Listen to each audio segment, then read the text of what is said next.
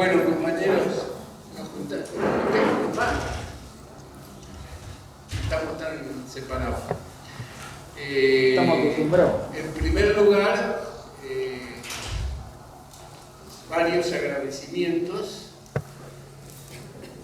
a los compañeros de las organizaciones aquí presentes que promovieron la difusión de este texto histórico, los compañeros de Propuesta Tatú, los compañeros de Juventud Guevarista, los compañeros de Izquierda Revolucionaria, los compañeros del Movimiento de Unidad Latinoamericana y el Cambio Social, los compañeros de Hombre Nuevo, los compañeros de Marcha Guevarista, que todos han puesto su granito de arena en este esfuerzo, y la convocatoria deliberada que hice a todos estos incipientes movimientos, que yo les llamo tribus, pero que al Checho no le gusta, porque somos tribus, estamos en ese estadio, pero que es nuestra aspiración, nuestro deseo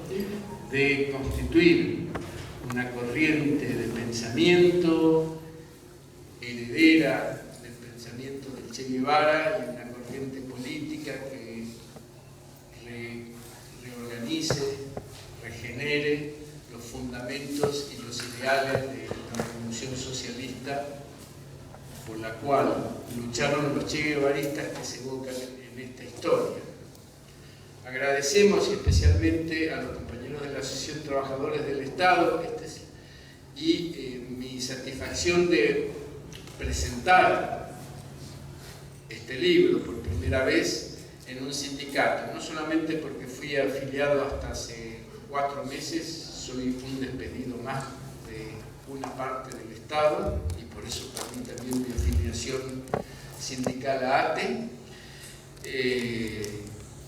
porque somos de la convicción de que la fusión de los ideales socialistas, una parte de los cuales se reflejan en esta recopilación histórica, con el movimiento obrero organizado y con una perspectiva clasista y revolucionaria, puede llegar a alumbrar alguna solución para nuestra sociedad argentina, para las sociedades de nuestra América, el mismo espíritu del Che en todo el mundo. Los agradecimientos son también para quienes en distintas formas son los responsables de que este libro salga hoy. En primer lugar, a las 2 personas que tomando café en casa me dieron la idea y que son conocidos como La Negra y el Cacho. En La Negra y el Cacho nos juntamos después de muchos años y habían leído ese pequeño librito que escribí, Biografías y Relatos Insurgentes, y entonces los dos al mismo tiempo, no sé quién primero, dice: tenés que escribir lo del Cabildo, tenés que escribir lo del Cabildo. Lo del Cabildo es un episodio insurgente que yo recuerdo como aquel 20 de agosto, que es el 20 de agosto del 75, que está en un capítulo entero. Es muy difícil. Y le digo, pero no es posible, porque tengo muy pocos elementos. No, sí, pero sí, tenés que hacerlo.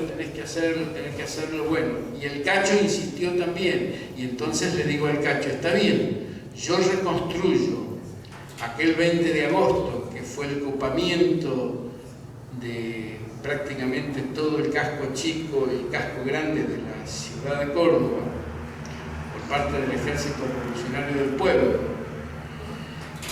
en el intento de eliminar a una de las primeras fuerzas de tarea que el régimen terrorista estatal instauró en Córdoba a partir de febrero de 1974 y que era la responsable ya en aquel momento de innumerables crímenes.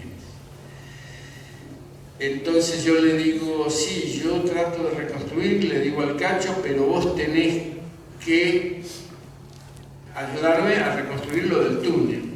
¿Qué me dice lo del túnel? Bueno, el Cacho no se acordaba de lo del túnel. Yo sí me acordaba, pero con muy pocos elementos. Lo del túnel, que está en otro capítulo, es la historia, por decirlo así, es una parte, todas son partes de estas historias. Un túnel que se construía para la fuga de los prisioneros políticos de la cárcel penitenciaria de Córdoba de 1975. Y yo sabía, ahí en el capítulo se explica bien, muy bien que ahí se construía porque yo había estado, por motivos operativos sanitarios. Pero el Cacho era, digamos así, el dueño de casa. Y el Cacho no se acordaba nada, pero nada, ni el lugar, ni el día trágico de la caída, nada. Bueno, fuimos con muchas dificultades reconstruyendo ese episodio, del cual hay, como todos, anécdotas heroicas, anécdotas cómicas y tragedias humanas muy grandes, todo mezclado. Y entonces yo estaba muy desesperado, primero por conocer la fecha en que se produjo el asalto y la masacre policial sobre esa casita desde donde se construía el túnel. Y buscando información sobre el movimiento obrero y las luchas de la época, es decir, buscando datos que están resumidos precisamente y con razón en el primer capítulo, porque el capítulo 1, dedicado al movimiento obrero revolucionario de la época, da el marco político en que ocurren todos estos acontecimientos. Y ahí apareció, absolutamente de casualidad, en una cronología de esas muy berretas que aparecen en algunos sitios de internet, 22 de abril, 5 extremistas muertos en un intento de fuga de presos políticos. Y le dije, Cacho, acá está la fecha. Bueno, entonces con la fecha vino otra parte de la reconstrucción, además de la reconstrucción testimonial, que es que había quedado. Entonces ahí apareció otro de los promotores del libro, que ya era más o menos promotor, que es Alejandro Asciuto. Ese sí está permitido nombrarlo, porque algunos piden que no los nombre y no se nombra. Y Alejandro se fue hasta la Biblioteca del Congreso Nacional y buscó diarios de la época y los fotocopió, y pudimos obtener importante información que yo tenía en la memoria, pero muy dispersa, y algunos datos, como por ejemplo que ni el propio Cacho sabía cómo se llamaba la calle de la casa donde él vivía. Bien, Cacho no se acordaba ni de la calle y menos de las esquinas. Y cuando ustedes lean el relato de cómo él escapa de las pinzas, es un relato tenso, terrible, porque además el Cacho rompió la pinza de casualidad, porque él salió de la casa y la pinza fue instantáneamente posterior, y él puede pasarla.